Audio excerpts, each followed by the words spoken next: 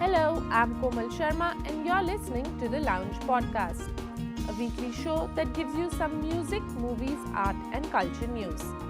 On today's show, we'll be updating you about, firstly, the coming of one of the biggest metal bands ever. Yes, I'm talking about the Guns N' Roses debut India tour. It's definitely a beautiful time for music in India.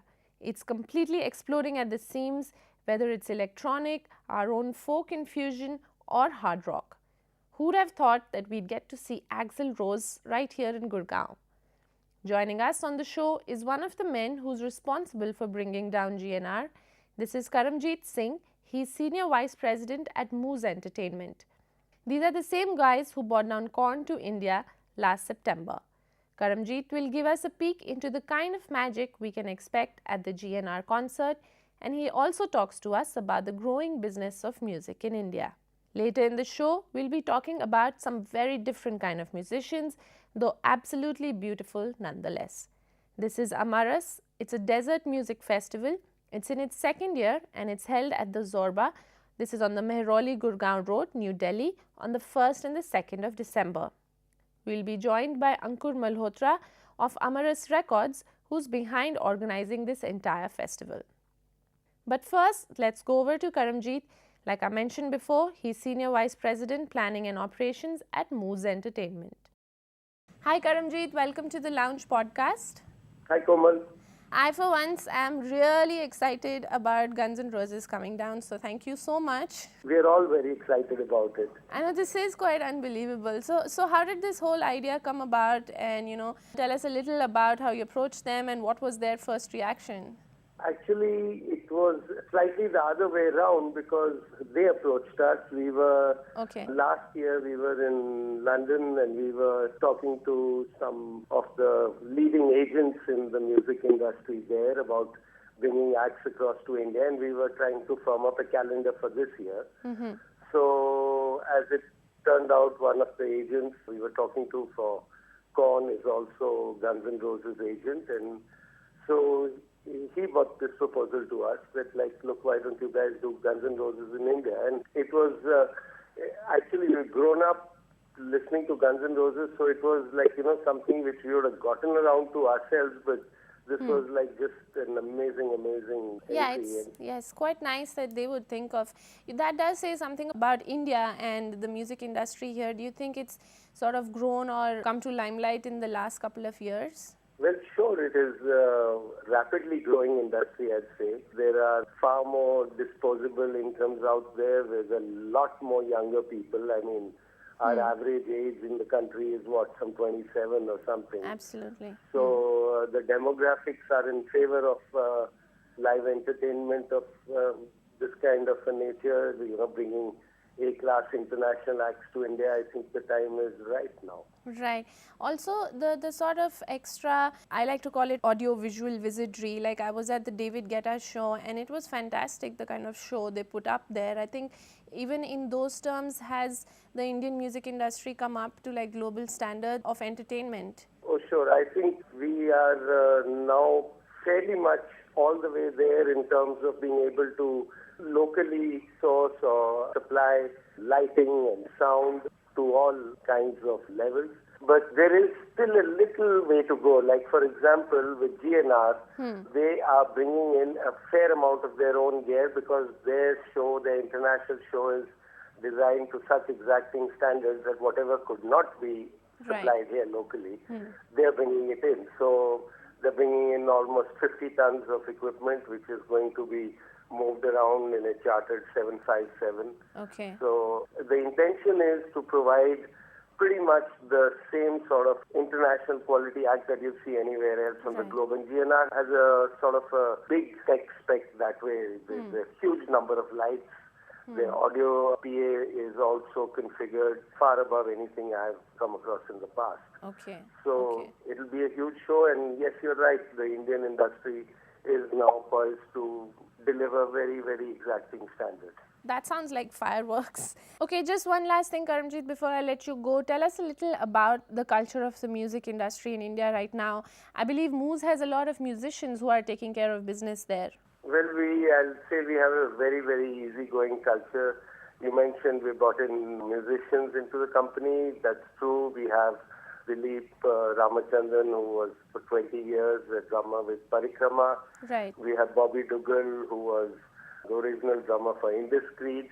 Oh, wow. And also songwriter. So our board of advisors internationally has some really, really big names on it, like people like Bill Kerbishley, who was the producer of The Who for years and years. He did the Tommy film as well. Right. He's currently working with Led Zeppelin. Then there's another one of our advisors is Harvey Goldsmith, another iconic name in the music industry. So we have a lot of talent from within the industry, which we thought that's how it has to be. You have to have your ears to the ground. Sure. That makes complete sense. Absolutely. Okay. Thanks so much for talking to us, Karamjeet, and all the best with Guns N' Roses, and I'll definitely be there. Great, Komal. I look forward to seeing you there. Yes. Bye-bye. Yes. Bye. So Guns N' Roses performs in Bangalore on the 7th, in Mumbai on the 9th at the MMRDA grounds, and in Delhi, rather Gurgaon at Leisure Valley on the 12th of December 2012. Tickets for the concert are available on www.kyazunga.com, that's KYAZOONGA.com, and also at select retail outlets. Tickets start from 1,500 for silver, 3,000 for gold, and they go up to 10,000 for platinum lounge. So all you GNR fans, please get cracking. Okay, next let's go over to some soulful traditional music of Rajasthan. Ankur Malhotra of Amarrass Records joins us to tell us more.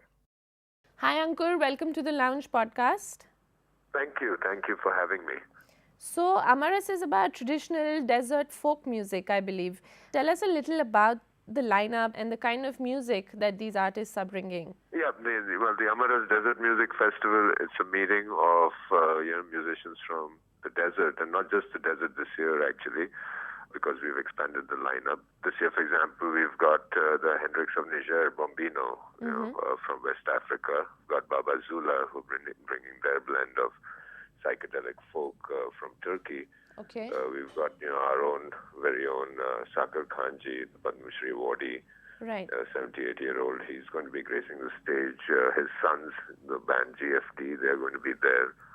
Barmer Boys, the new face of contemporary folk, they're going to be there.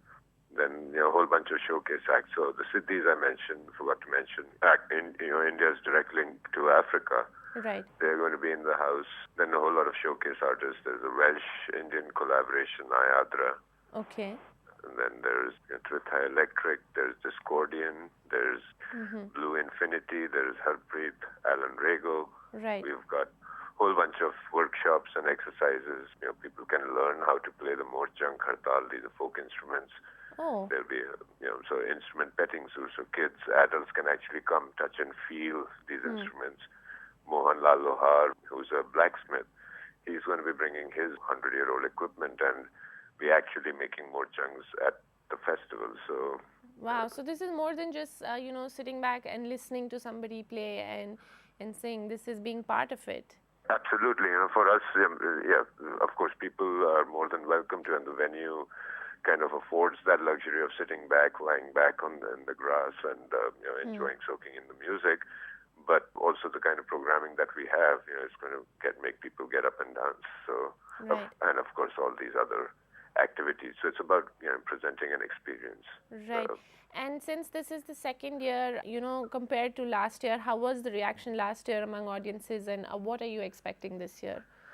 Well, last year we had almost 2,000 people over the 2 days in Siri Fort, and we had Vaifar Kature, Madhu, Nihalji, Lakha Khan, Barman Boys. And that was just about, I would say, 8 hours of programming over 2 days. This year we've got 14 hours of programming over 2 days. So we've, essentially doubled the amount of programming we have. And by that I mean the acts and the artists that we're bringing in. So we're excited about, showcasing such spectacular talent from India and other parts of the world.